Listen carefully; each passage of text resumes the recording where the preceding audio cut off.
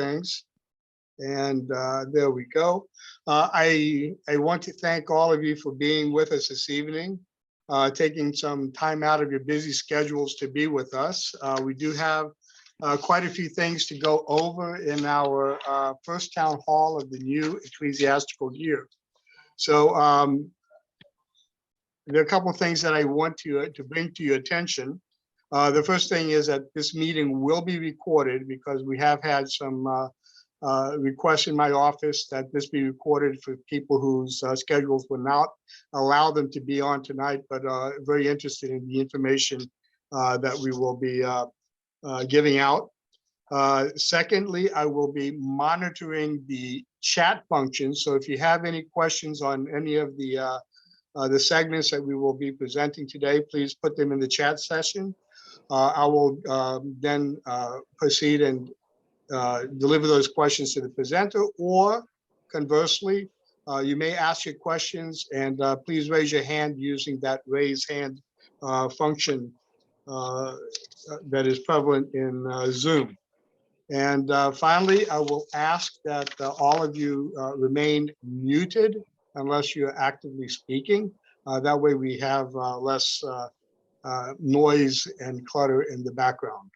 So without further ado, I will ask His Eminence to give us the blessing and to offer his pastoral comments to us. Thank you, Your Grace. Let us pray. Eternal God and Father of our Lord Jesus Christ, in the presence of His Holy Cross, we bless the evening that gathers us before you. Now that we have furthered our earthly needs during the day that has passed and borne the crosses brought to us by life, further in us the work of your grace so that we may bring it to our flock. As we gather this evening in honor of the holy and life-giving cross of your Son, we ask you to help us let go of all the desires that paralyze our hearts, so that we who are only mortal may continue our way to immortality, becoming one with you even in this world. By the mercies and compassion and love for us of your only Son, with whom you are blessed, together with your holy, good and life-giving Spirit, now and forever, and unto the ages of ages. Amen. Good evening, everyone. Before I share my thoughts, I want to a reflection regarding the so-called these meetings of town hall meetings.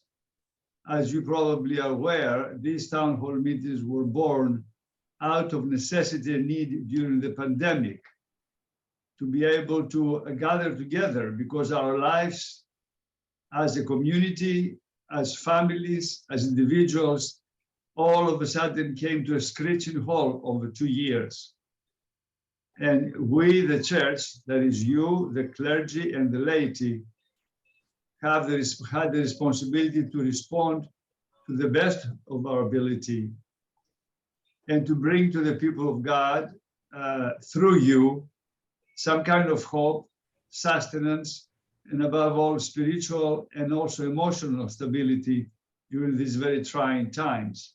So these meetings here that we have, this meeting we have today, and we have them in a rather regular way since the last 2 years, have become the conduit of making us connected with each other, creating the life of the parish, share with other life of the parish throughout the metropolis.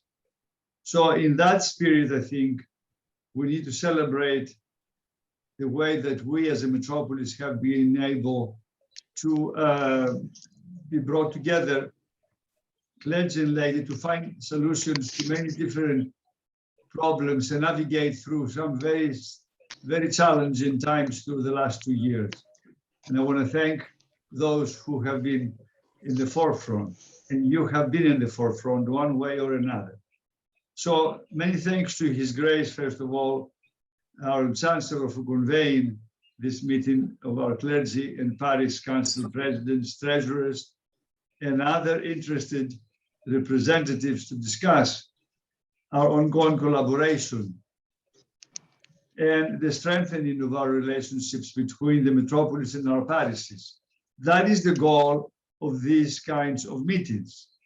That is the ultimate goal, to make sure that we can be able to see each other's faces and be able to share with each other the gifts that God has given us. We're one church, we're one body in Christ. We are united in our faith, united through Holy Communion, and united in prayer. The business quotations of the church can be rewarding, but it can also be difficult and challenging. It can be polarizing. It can disillusion us and distract us from our faith. Many times happens in those who are like you, your leadership positions, you have more than once dealt with that. However, the business is what we have to accomplish to keep our parishes operationally healthy and secure. The Metropolis Finance Committee, under the leadership of Mr. George Psefteas, has done incredible work in organizing us and creating a standard of excellence in our financial accounting and reporting. Between you and me and the walls around you, we never had it that good in the area of finances. We were not that well structured as we are this today. And that I'm very thankful, not only to George, but to the whole team that works with him. He and the team that he's working with him has also provided venues for support and assistance to each of you. And I hope you have taken advantage of the tools that have been offered to you. And we hope to expand and provide even more guidance and direction in the coming years, because we need it. This evening, we will also hear, I think, I have not seen him yet, Your Grace, from Deacon Justin Basil, who leads us, the Metropolis Legal Committee, and is also working on the Archdiocese Youth Protection Program, and will share some important updates on the change that from Presidium to Sterling for our Archdiocese Youth Safety Platform. This is an important item that every parish must pay attention and fulfill the compliance as it is a mandatory one. Last but not least, will be a presentation from our Metropolis Director of Ministries, I think Mr. Paul Gigas. He will offer an overview of our ministries and feature some wonderful upcoming programs that we have and hope you can share with your communities once you taste them, and refer back to our website very often, as our offerings are always expanding.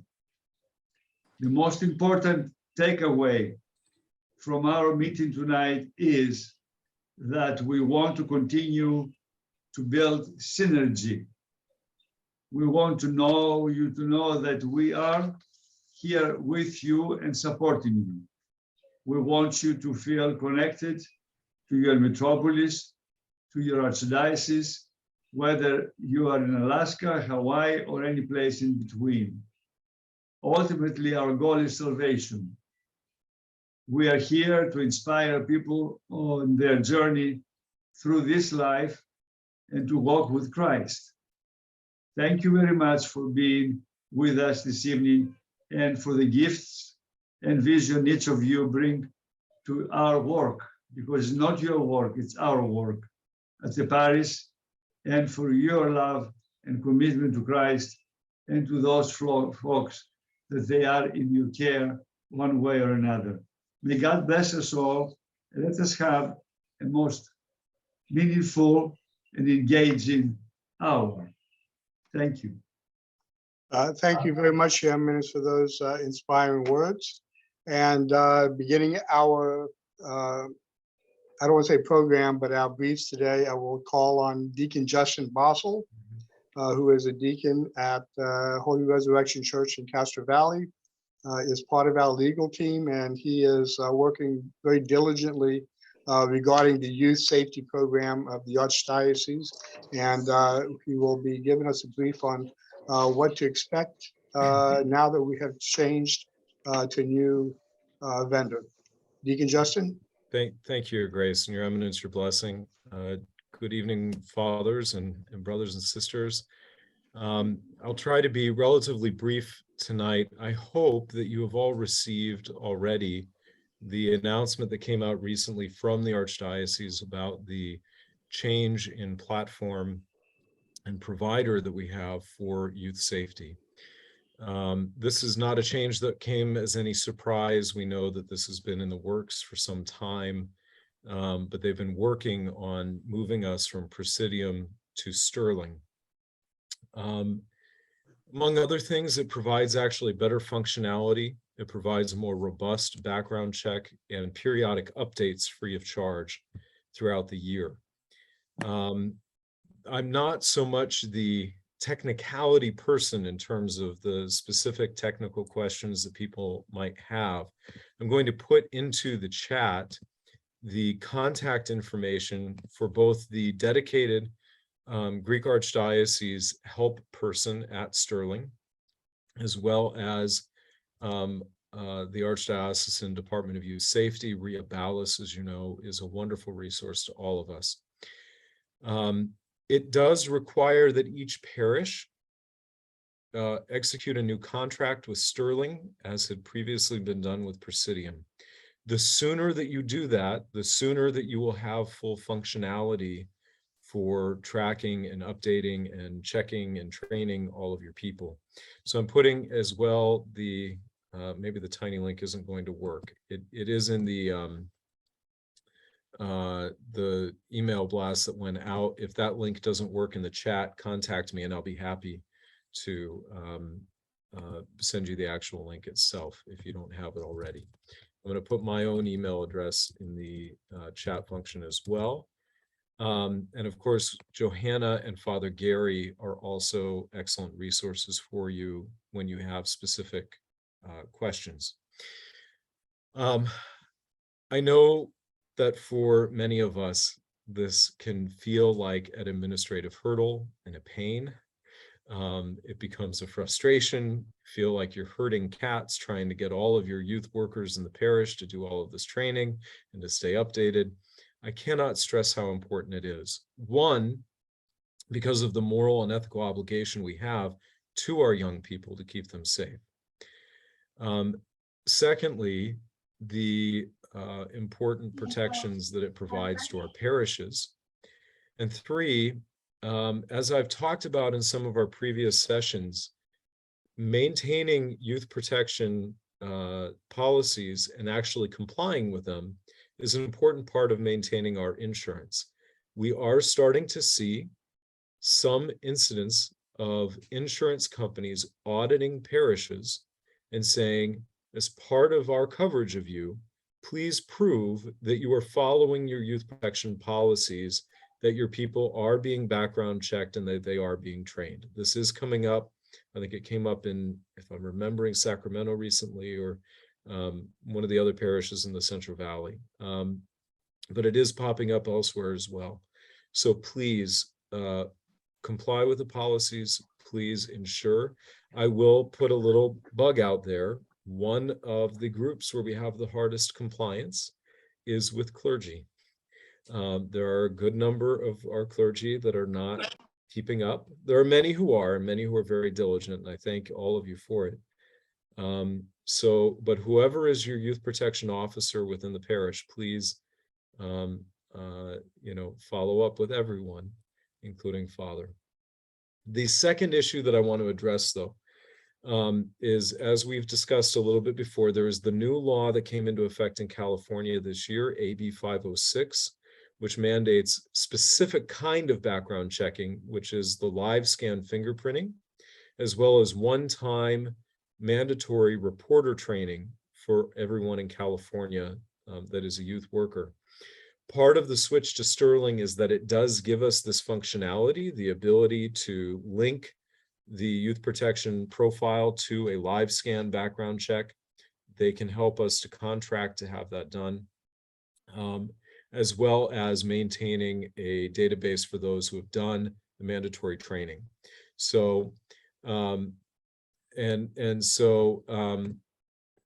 we are working on it. Yes. So we are working to build out the functionality in Sterling to add the ability to track the fingerprinting. So stay tuned. One of the primary hurdles right now that we are working on is getting the ID number from the Department of Justice so that we can do the live scan fingerprinting and track that. We're working on getting that number. Once that's there, we can then go forward with building that out in Sterling, and we will implement that. Stay tuned for further communication about it when we get there. And so, yes, one of the things about AB 506 is that insurance companies can audit parishes on that as well, and that is starting to come into starting to pop up occasionally. So I see a couple of questions in the chat. In terms of parish council members, I mean, theoretically, if they're not involved in any kind of ministry with youth, not necessarily, although it's a good thing to do. Anyone who is involved, any adult who's involved in any kind of ministry interacting with minors, do need to comply with youth protection training and the background checks. It is a good idea to go ahead and have parish council members to go ahead and do that.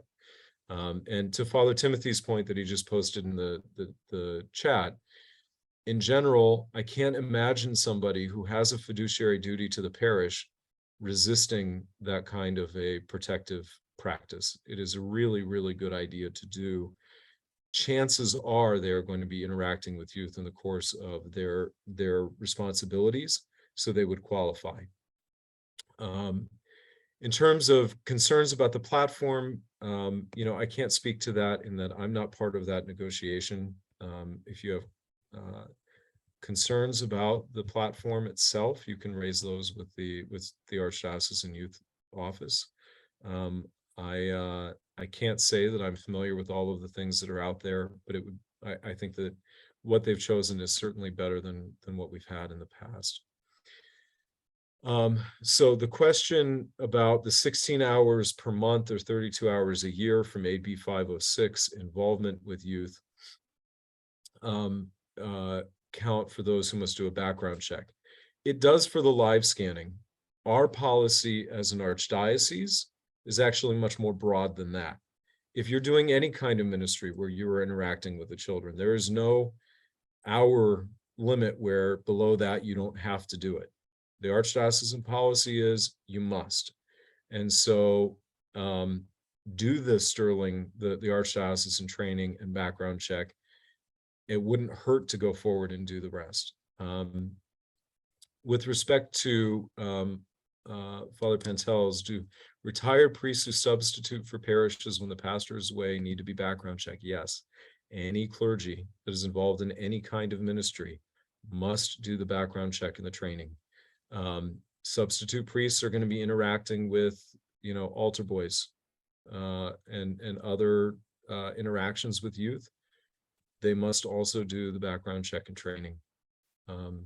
There is no exemption under the law or under the insurance requirements for those who are technically not on salary anymore. With that, I don't see any other hands raised, but please execute your contracts with Sterling as soon as possible. If you have technical questions, feel free to use the contact information in the chat box. And stay tuned for further information on implementation of AB 506. We are getting much closer to being able to do that. Father Nebo? Hi, Deacon. Forgive me, and correct me if I'm wrong, but from all the trainings that I've been to and reading the Presidium language pretty carefully, it was my understanding that under the Presidium rules, that as long as it was consistent contact, so basically more than once, right? Consistent, prolonged contact with the children. So if somebody was working at a festival and they just came in to grab something, they wouldn't need to be checked, right? Or a parent needs to come in and grab their kid, they wouldn't need to have the background check. So it was a consistent, prolonged exposure. So on a consistent basis with the Yeah. children. That was my understanding of the language of the person. I've looked at it several times. I mean, I could be wrong, but that Yeah, was my no. understanding. I mean, you're right. A parent coming in to grab their kid who just happens to be walking past other kids or whatever, a parent who's at dance practice with their kid, right? Just standing on the side talking with the other parents. That's not interacting with the children in a ministry context, such that every parent who shows up now needs to be background checked and trained. That's correct. But, if you're, I would say, for example, if the youth in the parish are running, like in ours, they run the frappe booth during the festival. If you're the adult overseeing the kids running the frappe booth, you should be trained and background checked. If you're coming and buying a frappe, or you're delivering some supplies to the booth and then moving on to deliver supplies to other booths, no, you don't need to be trained. I think that's the distinction. Father, yeah. I do have one more question. So for Yeah. people who are in the process right now, we got new Sunday school teachers, we got some new people working in the altar, things like that. Do they then go through the Presidium? You won't be able to do Presidium right now. You Okay. would have to go through Sterling. It might take, there's going to be a little bit of a lag as you sign a new contract with Sterling and start to be able to do it. If you are in need of an immediate background check for some immediate ministry need right now, contact RIA, and I think there's a way to accomplish that. But Presidium will not allow you to do it anymore, or it shouldn't be allowing you to. You need to sign the contract with Sterling and go through them. Deacon, if you already certified through Presidium, that is carrying over? Correct. It will be grandfathered in. So if you're current under Presidium, you will not need to redo your training immediately under Sterling. You will stay on the same cycle of renewal that you were already on. My understanding, if I recall, is that the background check is every 2 years and the training is every year. Thank you, Deacon Justin. Any further questions for the deacon? Okay, thank you very much for that enlightening presentation. The next speaker is Mr. Paul Gekas, who is the Director of Ministries for the Metropolis of San Francisco. And he is going to give us a very brief expectation of what we can expect from our ministries this coming year. Paul? Your Grace, is it okay if I share my screen real quick? Of course it is.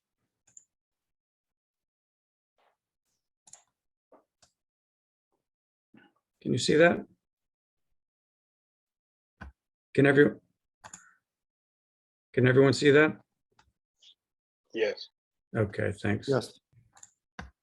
Okay, good evening, everyone. I too, like Deacon Justin, will try to be brief, but I created a few slides to try to put a little color to my words. And so actually, tonight, with this opportunity, we just want to give all of you a brief update on Metropolis Ministry events and programs coming up, actually now, just this fall, over the next couple of months.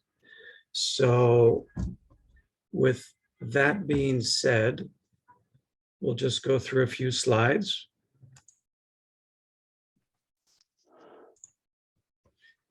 And in chronological order, okay, beginning this Saturday, September 24th, our church music ministry will be having a one-day seminar workshop here in the Bay Area, here at Holy Trinity Greek Orthodox Church here in San Francisco.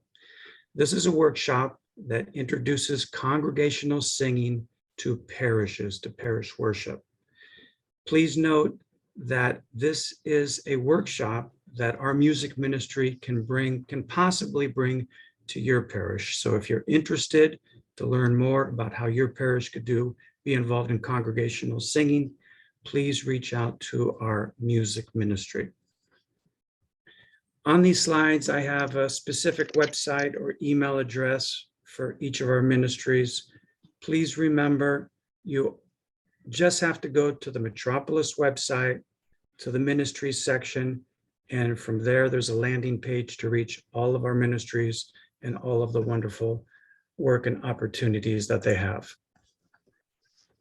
On this coming Monday, our church education ministry will have its next monthly online church school directors meeting. Our wonderful Dr. Eve Tibbs has actually been holding monthly online church school directors meetings for 8 years. This is her 9th year. If your church school directors have not participated in this meeting, please encourage them to do so. Dr. Eve by herself is a tremendous resource, but these are just opportunities for church directors to come together and share ideas. And these usually happen the 4th Monday of every month. On Wednesday, October 5th, this will be the first of a new ministry. You see, I have YOW Ministry. Our metropolis has a young adult conference ministry, which has been hosting annual young adult conferences. Just completed a very successful one over Labor Day weekend with approximately 500 young adults from our metropolis and other metropolises. It was in San Diego, another tremendous success. In order to try to connect these kids in between the annual conferences, our young adult ministry has created a ministry called YOW in Your Backyard. They're going to try, now that things are opening up, to gather our young adults in person during the year in between the annual conferences. This new ministry is an online ministry attempt to, again, gather our young adults and offer them some content about the faith. This will be a book club. The picture of the priest, Father Nicholas Liu, and his wife, who's a psychologist, wrote a book about living the faith in our challenging times. They presented at the Young Adult Conference 2 years ago. And so now this ministry will offer a book club going through their book, Renewing You chapter by chapter. So this is a nice opportunity for the young adults in your communities. Our family wellness ministry will be beginning for the 3rd year in a row its very successful 8 Dates Marriage Series. This series is, it's 9 sessions. The first session is a introduction. The next 8 sessions are 8 virtual dates. The couples that join this ministry are asked to purchase the book 8 Dates. The book has 8 chapters. Each chapter is a date. The couples go through this book together, led by our family wellness ministry leaders, and it's a marriage enrichment ministry. It's for younger couples, older couples, and even clergy couples. This has been a very successful ministry. They've had, in the past 2 years, I believe close to 400 couples go through this program. So a great ministry to offer to your parishes. Our stewardship ministry this year has been very busy. They've been offering an online monthly Metropolis ministry series. This is led by Steve Pappas. Half of these monthly series have been on the topic of stewardship. The other half have been other ministry topics for your parish. This past Monday, our own Steve Tibbs, along with Bill Marianis and Nicholas Jacobs, presented on a new program that they are involved with called OMS, Orthodox Ministry Services. This is a ministry that you're going to be hearing more about because this is for you. This is for your parishes. Your parishes are going to have the opportunity to complete a survey for free and receive a very specific evaluation and set of instructions back in order to help create a healthier parish environment. You'll hear more, and of course, many more details about this ministry to come. The next ministry offering by this is Monday, October 17th on the science and art of giving. Please keep an eye out for that. And finally, our own Johanna Duterte, our Director of Youth and Young Adult Ministries, is so excited to finally be able to offer in-person retreats again. So at the beginning of November, she will offer a young adult fall retreat up at the ranch. And it'll be an opportunity again for our young adults to gather finally in person. And hopefully Johanna will be able to have her fall retreat, her winter retreat, or spring retreat to keep our young adults connected through these retreats. Again, please, if you have any questions about any of our ministries, just go to the Metropolis website, hit the ministries tab. You'll end up on the landing page, which will take you to all of our ministries to see all of the wonderful work and programs that are up and coming in their respective areas. I'm here at the Metropolis offices. Please feel free to reach out to me anytime you have any questions about any of our ministries as well. Okay. And that's the brief update I wanted to offer you tonight. Thank you.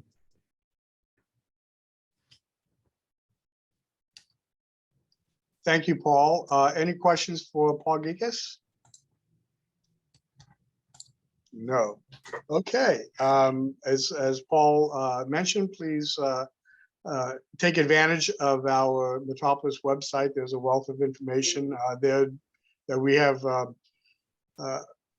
populated since the COVID pandemic, and some other useful information for you.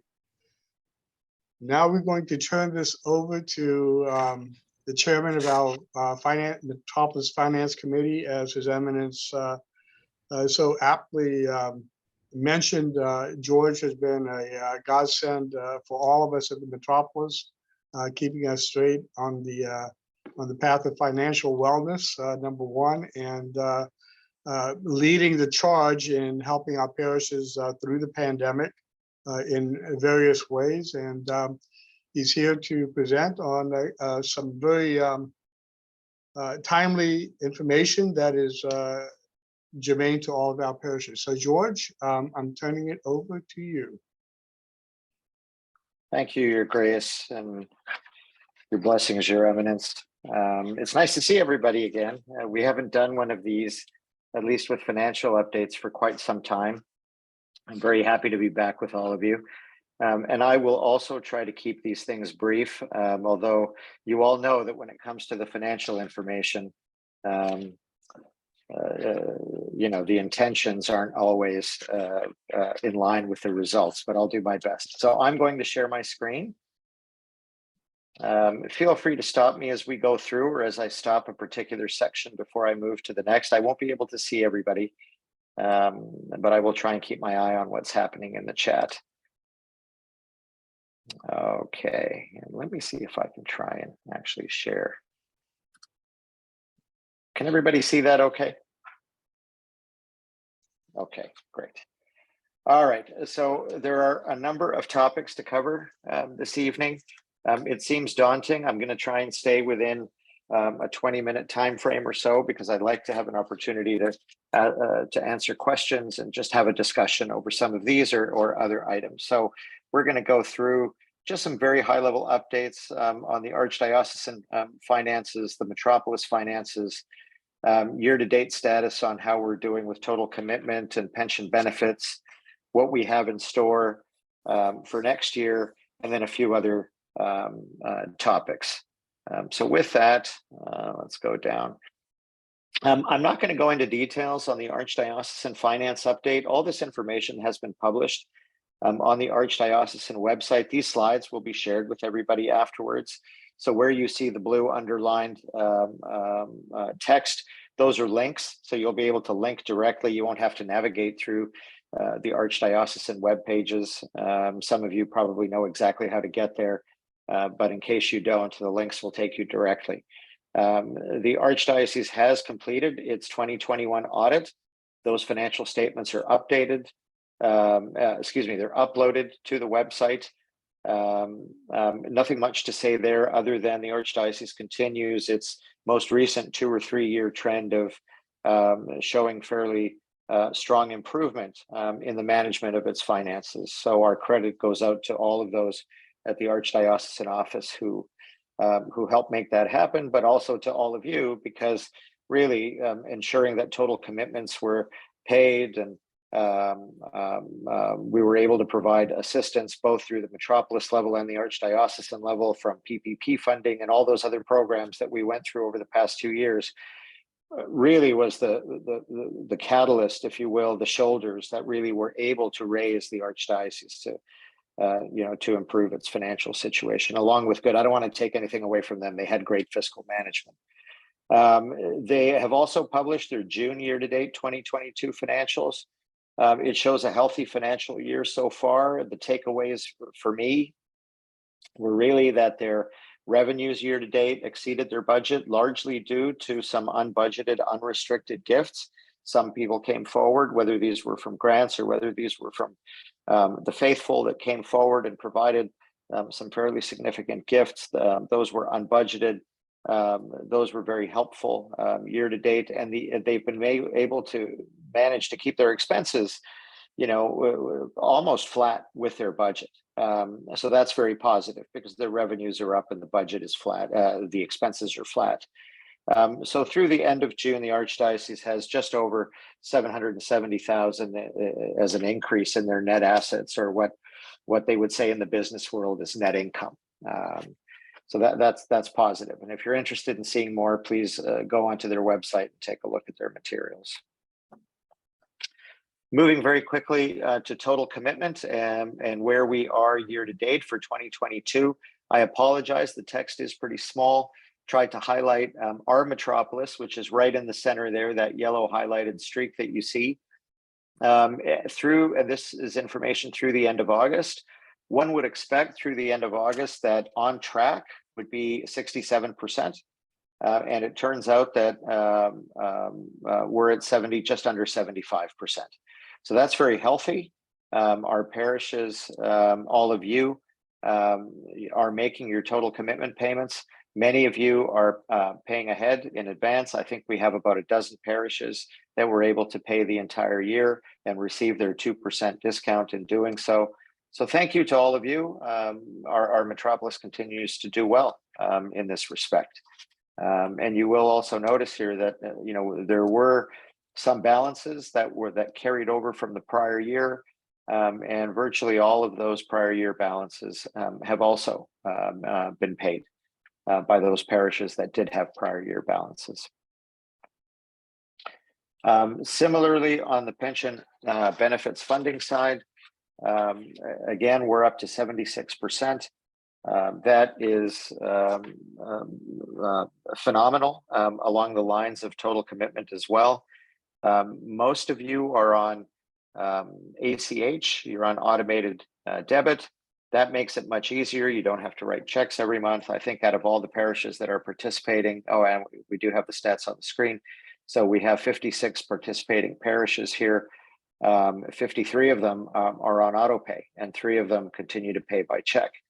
There's no magic to being on autopay other than it keeps the cash flow consistent at the Archdiocesan level, and it also minimizes the amount of administration that you all have in your treasury offices in your parishes. So if any of the parishes that are still paying by check are still online or are here online with us, please consider moving to the autopay.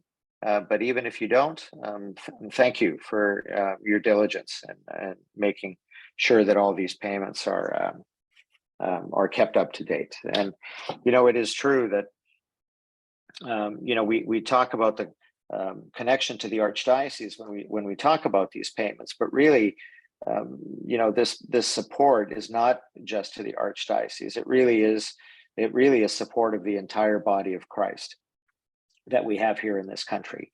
And I think you had all seen a publication that we put forward a couple of years ago called The Journey of Your Dollar. Well, 25% of the funds that you put forward as part of your total commitment are directed back to the metropolis. And the metropolis uses those funds to provide you with all those targeted ministries beyond what is available from the archdiocese. So all the great things that Paul just communicated before I stepped in with this update. And your contributions are used also in some part to support the Mother Church in Constantinople, because monies from the archdiocesan budget as well as from the metropolis budget are used in some cases to provide support to the Mother Church and to provide philanthropic support during times of need or disaster. You know, and I also want to mention the support that's provided to Hellenic College and Holy Cross through the archdiocesan budget. I think everybody knows when we talk about these things individually, everybody understands that it's really the parishes that support this.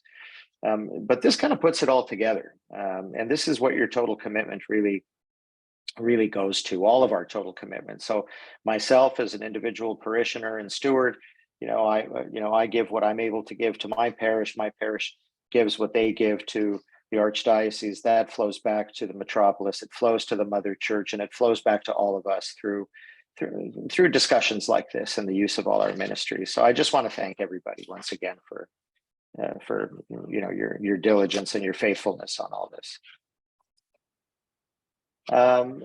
Switching gears very quickly to the review engagement status for the metropolis.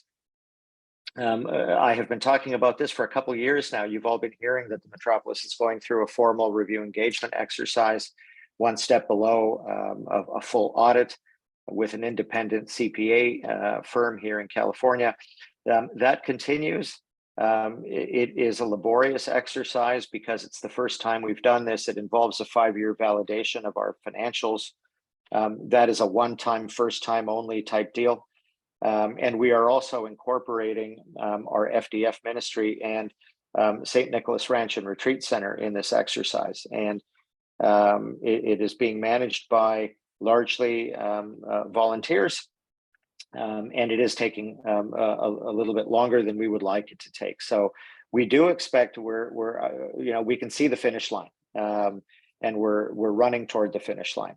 So we expect to be complete for 2019 and 2020. I say in October. I'm hoping it can even be sooner than that. And then we will be beginning a review engagement for the 2021 year immediately following.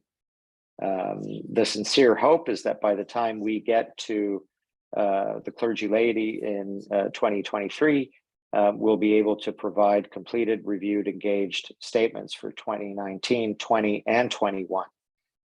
So that's the goal that we're running toward. So just wanted to give you a quick update on that. Moving to 2023, and I did see my brother Philippos in this call, so he is more than welcome to jump in anytime he wishes, but I'll kick us off. This is next year's total commitment and pension benefit funding allocation exercise that you all recently just completed with the submission of all of your financial statements and your forms into the portal that was set up by the National Ministries Allocation Committee of our metropolis. That process culminated with a peer review. A different metropolis reviewed our information. Once our team, Philippos and his team, got through it, we did a peer review of another metropolis. That's the way it typically works, so that we can all look at these things with an independent lens across the archdiocese. I'm very happy to say that as a metropolis, we're only experiencing a 1.8% increase in total commitment. That is below the budget increase that we're seeing for the archdiocese in 2023. I believe there's a 2% increase in the archdiocesan budget for 2023. the way that it worked out based on how all of your expenses came as a part of the whole, the increase for San Francisco, for our metropolis, is just 1.8%. And we've taken that number now that applies to our metropolis, and we have worked it at the individual parish level, again, based on the P&L information and balance sheet information that you all submitted as part of your 2023 total commitment submissions. So the changes to the individual parishes will vary as they do every year. What we're seeing this year is that roughly 15 parishes will experience some reductions, 16 parishes will remain flat, and about 28 parishes will experience increases. So why are we not just seeing a 1% increase across the board? If the metropolis goes up 1.8%, why doesn't everybody go up 1.8%? Well, in following the allocations formula, and I'm not going to read the bullets, but the results are really driven by the expenses for each parish for both 2020 and 2021, because we do look at an average of expenses. The COVID years, if I may call them that, I don't mean to be offensive to anybody when I say that, but the COVID years were very positive for some parishes from a financial standpoint in terms of what that did to their expenses, but they were also detrimental to others. Many parishes had lower expenses. Some parishes did not experience lower expenses. And when we do the math and we look at the proportion of one parish compared to the sum of the remaining 58 or 59, that proportion can change year over year. In addition, some parishes may have more than one clergy assigned in 2023, or estimated to be assigned, expected to be assigned, than is currently assigned in 2022, or that was assigned when we did this exercise in the prior year. So this would increase the pension benefit funding commitment. Now, I will say that overall, the collective increase to our parishes is 0.6%, despite an aggregate increase of 2% in the archdiocesan budget. And we put forward, and we're certainly not looking for a pat on the back on this, but we made a very conscious effort when we were looking at putting this information down at a parish level to ensure that we did not burden any parish by making an increase, reflective, I will say, of the inflationary environment that we're in. We didn't want to see 10% and 20% and 15% increases to anybody. So we did cap those increases, and for total commitment, we wanted to make sure that parishes were not being burdened unnecessarily, and where that falls out really is at the metropolis. So the amounts coming back to the metropolis from the archdiocese are slightly less as a result of us ensuring that the increases to our parishes are manageable and reasonable. So in a year where we're experiencing significant inflationary pressures, nobody likes to see increases, but the fact that we've been able to keep these increases to low single digits, I hope will be palatable to those that did experience increases. So our intent is to get specific parish information out by the end of the first week of October, and hopefully that is done in time to allow all of you to prepare your 2023 budgets. I just want to remind everybody that the pension benefits funding is a deduction now for total commitment calculation purposes. So that is an additional relief measure, if you will, for when you calculate that total commitment for the following year, or your eligible expenses for total commitment for the following year. Prepayment discount continues to apply, and that applies to both total commitment and pension benefits funding. The pension benefit, even though it's the finance committee that puts this information forward, you all know that the pension benefits funding is directed to a dedicated lockbox separate from the archdiocese, and the total commitment is directed to the archdiocesan finance office. So that 2% applies to both, but it has to be managed separately. And I know that there was a little confusion with at least one or two of our parishes this past year that thought that they could fill out, one form, or that they could just send, one payment to one address. And it doesn't work that way. So just be conscious that these two are going to separate locations. Felipe, anything you want to add? Yeah, George, just to say to everybody that it's very highly recommended that you all sign up to pay the pension benefits portion of the whole equation via ACH. Do it monthly or prepaid and get a discount there as well, because the discount applies to the pension benefits funding, as George mentions in his last point. It will make your life and everybody's life much easier if you sign and pay via ACH. Other than that, I would add that no parish should see anything more than 2% increase, and no parish should see anything more than 2% decrease in their total commitment. So reading a comment from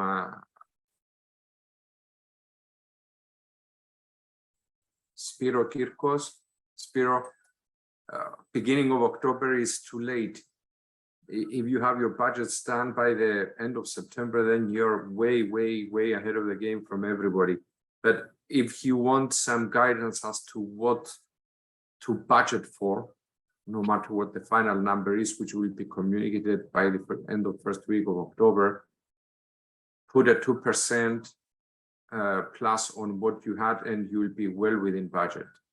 You might even be surprised and see a 2% decrease, or a 0.5% decrease, or a 0.5% increase. But if you really want to do your budget now, then put a 2% increase on your current amount for total commitment, and you will be well within. Other than Okay. that, it's good seeing everybody again. Thank you, Felipe. Okay, moving along, a certificate of insurance submissions. Now, I'm certain that this has been communicated to all of you probably at least once in the past, likely more than once. So I believe that there was also a question on this on the submission form for the total commitment this year. And what this is that the Archdiocese has asked all of our parishes to include the Archdiocese as a named insured on its insurance policy. And it's requesting a certificate of insurance submission from every parish to be provided.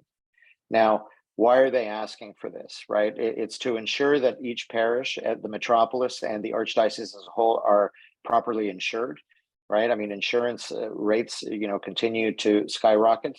There are continual claims. And the Archdiocese just wants to make sure that the level of protection is there across all of the entities from the parish level through to the archdiocesan level, and that everybody has adequate coverage. It protects the assets of the church in our litigious environment is what it does. It does not ask the parish. We're not asking any of you. The Archdiocese is not asking any of us to change our coverage, to change our carrier, to change our agent or our brokers. All we really need to do is contact our insurance agent and say, hey, I need a certificate of insurance. And that certificate of insurance just needs to have the metropolis and the Archdiocese named.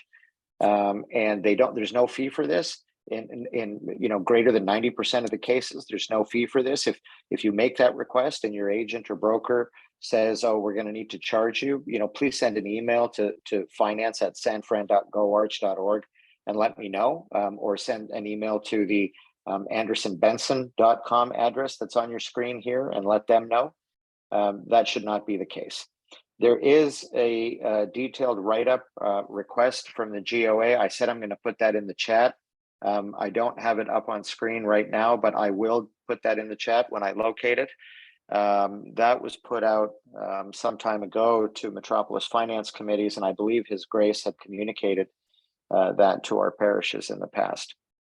I will tell you that we've been asking for this information, and the Archdiocese has been asking for this information for the better part of a year. We are not unique in the fact that we're behind, but we've only provided 5 certificates. So many of us out there have not provided these certificates. Your Grace, anything you'd like to add? Yes, if I may, in the Parish Council ratifications for this coming year for 2023, that is also going to be an additional requirement to provide the certificate of insurance in order to get the Parish Council ratified. So Okay. I'm just letting you know ahead of time. Thank you, Your Grace. And if anyone has any more questions on this, please feel free to send me your question. You can put it in the chat. I can't see the chat right now. Or send an email to the finance address. The finance address is me in the background. It was, His Grace and His Eminence were kind enough to allow us to create a formal Metropolis address to address these finance questions. So I encourage you to use it. Now I see that there are 4 questions in the chat. Is there anything I need to stop and address before moving on? Because I can't see that in chat. Okay, I will. This is Danilo and Yes. Reno. What Yeah, will hi, be the Danilo. health insurance costs? Good evening, Philippos. So I just had a quick question. Do you know anything about health insurance? What might be happening with that? I do not. I do not have any insight into the health insurance. Your Grace, any knowledge from you? Oh, you're on mute, Your Grace. I'm always on mute. We have no visibility on the health insurance. Usually that comes from the Archdiocese around May, the May timeframe. So we have nothing, we can't tell you from today what's going to happen in 2023, unfortunately. Okay, thanks. Okay. I will move on to a couple other quick topics. So the 501c3 coverage from the Archdiocese. So this, I was very excited when I saw this. It tells you what kind of a social life I have in when I'm not doing this. Many of you had asked if there was any group coverage available at the Metropolis level or the Archdiocesan level. And for the past couple of years, we've been saying no for the Metropolis, but yes for the Archdiocese. But the Archdiocese experienced an administrative lapse a couple of years ago. They just didn't file certain paperwork, and that group exemption lapsed from the IRS website, and they had to go back. You may recall we had put out a request for you to provide certain information, whether or not each of you had your own 501c3 exemption letter and whatnot. We provided all that information to the Archdiocese. They in turn provided it to the IRS, and very pleased to say that the group coverage has been reinstated. So every single one of our parishes, whether or not you have your own 501c3 exemption letter or not, and I'll remind everybody now, churches by definition are automatically exempt. You do not need to apply for exemption. We are considered charitable organizations, and we don't need a letter to prove that we're exempt. The Internal Revenue Code automatically makes us exempt. That being said, there are certain local government or local other organizations that insist upon seeing an exemption letter. And what this does on the screen in front of you is it will provide you with that comfort, because the Archdiocese eventually, they haven't received the letter, they have received confirmation that the group coverage has been reinstated. It is going to take a couple of weeks, from what His Grace and I have been told, to update their website. There is a search engine, an IRS search engine, where you can search for charitable organizations. The Archdiocese is on it, but it shows up as individual. It doesn't show up as group. That will change in the coming weeks, and they will provide a letter. It is unclear to me if we're going to receive that letter and have to disseminate it further from the Metropolis, or if the Archdiocese is going to send it to everybody. I don't know if you know that, Your Grace.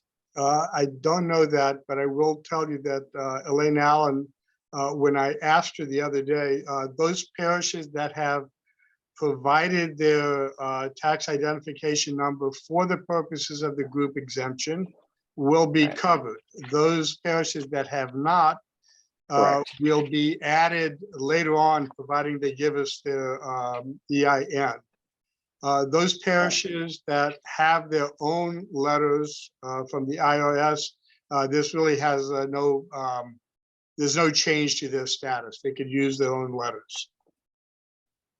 Right. Okay. That is a very important distinction. So, Yeah, let me say something here, because if there are parishes that they have their own 501c letters are okay at this point, why should the rest of them do anything at this point but do it by themselves? well, so Your Eminence, it does take time, and it is an administrative, I will say, burden to try and apply for one of these on your own. So parishes that have already gone through and done that, fantastic. They don't lose that status just because the Archdiocese has blanket status. They have their own 501c3 that they can rely on. Everybody else doesn't have to go through and apply. They can just go under the Archdiocesan umbrella. So it just makes it easier instead of everybody going out and getting their own when they don't even really have to. Okay, Okay. got it. Okay. Another topic that had come up in a previous call, a request really from some of you was, hey, it would be nice if we had some guidelines for our audit committees, for our treasurers, whatnot. We've received a number of requests for this, particularly over the last 2 or 3 months. So we do have a draft. That draft was provided to some parishes already that had more of an immediate need. Our intent is to finalize these guidelines by the end of the year.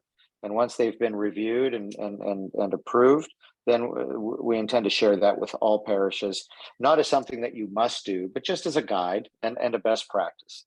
And we're looking to do this with other aspects, other financial aspects as well. So that's just an FYI for people. And then the final topic, and there's a number of slides here, which I'm not going to go through these slides. I will give credit where it's due. So Mr. Chris Calabocas, for those of you that don't know Chris is one of the newer members of the Metropolis Council. He was elected by all of you in the last clergy laity. And he's not with us tonight because I believe he's having a very nice vacation in Greece, if I'm not mistaken. But he did put this information together to share with all of you as an interest item, as a personal interest item, but also as an item that might be helpful to you as part of your parish stewardship efforts. And this is how to donate to the church from your retirement account. And specifically, this covers required minimum. This talks about required minimum distributions and qualified charitable contributions. So in a nutshell, what this says is, hey, if you reach 72 years of age, there's a requirement for you to take a required minimum distribution from your retirement account, if you have a retirement account, and if your parishioners have a retirement account. If you don't take that required distribution, the IRS will penalize you. And if you don't want to, if you don't have a need to take the funds for whatever reason, you can actually use that requirement to satisfy some of your stewardship by using a qualified distribution mechanism to donate to the church. And effectively what that allows you to do is that it allows you to meet your IRS requirement. You don't get a penalty. You get the contribution itself is tax deductible. There's no taxation on the gain that comes out of your IRA. So it's kind of the best of all worlds. And I would encourage everybody to go through and read the material. This all will be provided. It talks about the benefits, right? Excluding those distributions from gross income on your return and Social Security income. The cost of Part B premiums for Medicare are not negatively impacted. So there's a number of pluses to the individual making this donation from their IRA or their 401k, and also a great way to be able to expand the opportunities to provide stewardship to the parish. So with that, I'm going to stop right there. I will let everyone read the details, but I will say if there's any questions that are coming back, there's some names and email addresses that are put here in front of you. Those of us who are supporting the parishes from a financial standpoint, we continue to be here. Please reach out to us if you have any questions. Please be patient with some of our responses. There are additional questions and requests that had come up in the past. We haven't forgotten about those. The uniform chart of accounts, various compensation questions. We'll continue to work with all of you and try and develop some more best practice materials as we go forward. That's all I had. And with that now, I can go back to the, yes. In the chat, there's a question about the diocese fee, which I'm thinking that is the shared ministries contribution from our parishes for 2023.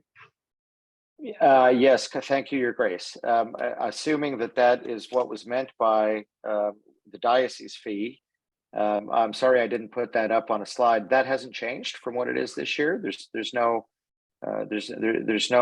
projected or planned increase. I don't want to speak out of turn. We haven't really reviewed the Metropolis 2023 budget yet. The Metropolis itself hasn't completed its budget yet, but there is, to the best of my knowledge at this point, there is no plan to increase that the ministry's funding sharing allocation. Okay, George, I don't know if you have access to the chat, but I do now. Marcy Yeah, I do Tucson now. has got a question. I think that's going to be solved by the group exemption from the Archdiocese, if I'm not correct.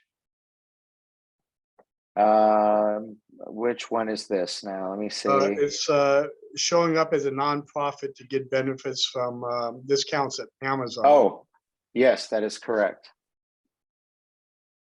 And I believe it, That is- Marcy, I believe that Elaine Allen said it will be a couple of weeks between the time we get the letter for the group exemption until it's populated on the website for the IRS. Correct. Yeah, she said it would be a couple weeks. That is correct. Yes. Okay, that's wonderful. Thank you for your response. You're welcome. Also, right. So the pension increase for 2023, there is no at the Metropolis level and the Archdiocesan level, there is no pension increase for 2023. It stays flat. The total commitment increase is 1.8% for our Metropolis. The pension increase at a Metropolis level does not increase, but it may increase at an individual parish level, depending on whether or not it depends on your total commitment, and it will depend on the number of clergy that you have. So again, to Philippus's earlier point, those movements are not significant, but there can be some movements.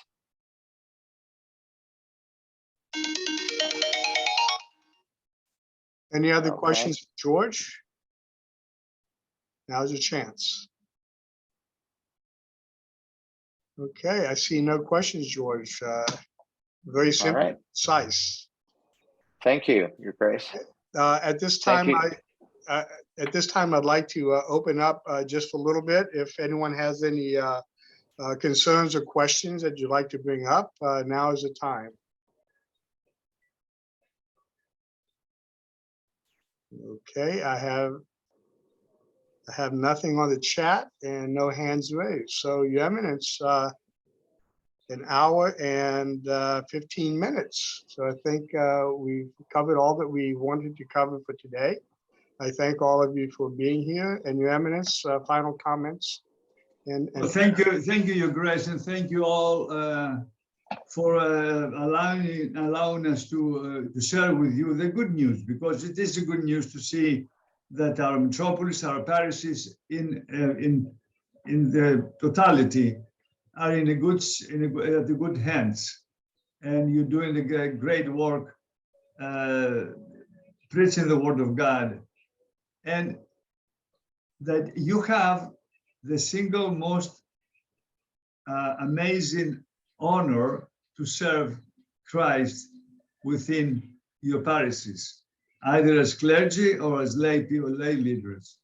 And our means, the metropolis existence is there simply because you have understood your role as members of the body of Christ. Otherwise, it would have been very difficult for us to be having these discussions that we have today. It is the day today, the last day of we're receiving the blessings of the feast of the exaltation of the holy and most precious life-giving cross. And we need to look at that example of humility and of inspiration for our faith to go forward.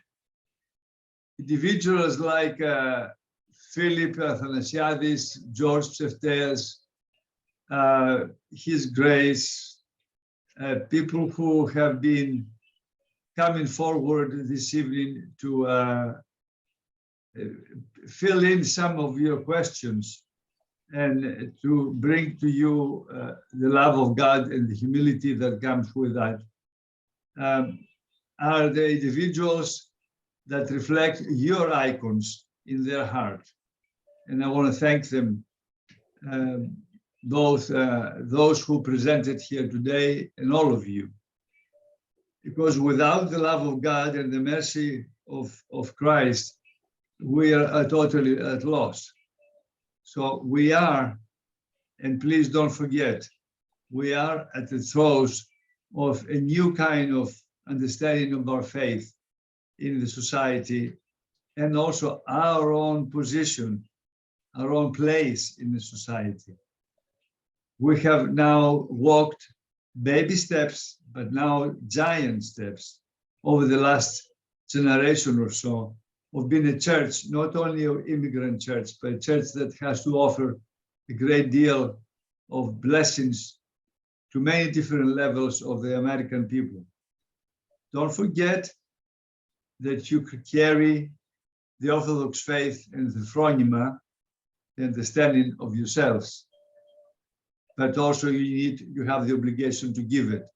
And people like Mr. Psefteas and Deacon Basil and everyone, they are the spokespersons of that kind, heralds of how we're supposed to be. So I pray to God that He will give us all the humility that Christ exemplified upon the cross and the love for mankind. And pray thus: whom shall we glorify? Whom shall we praise? And to whom shall we give thanks, if not to you, O God and Father of our Lord Jesus Christ, for that terrible instrument of the cross on which your Son was put to death for the love of us. Though it was a symbol of shame, He transformed it into a resplendent trophy of victory. As we celebrate the triumph during these days and contemplate the salvation it purchased for us, help us truly understand its meaning so that we may share in the resurrection it promises us. Through the same Lord Jesus Christ, with whom you are blessed, together with your holy, good, and life-giving Spirit, now and forever, and unto the ages of ages. Amen. Have a blessed evening. A great deal of love to all of you and your families and your communities. Stay well and safe, and may God bless us all and be merciful to us. Thank you, Your Eminence. Kalinichta. Good night. Kalinichta. Thank you, Your Eminence. Thank Ladies you and- very much, everybody. Ladies and gentlemen, just one announcement. I will leave the windows open for about 5 minutes. If you want to download the slide deck that George Psefteas posted in the chat, you will be able to go ahead and download it. Okay? Thank you. Thank you, Your Grace. Thank you, Your Grace. Good night, everybody. Good night. Night. Good night. Good night.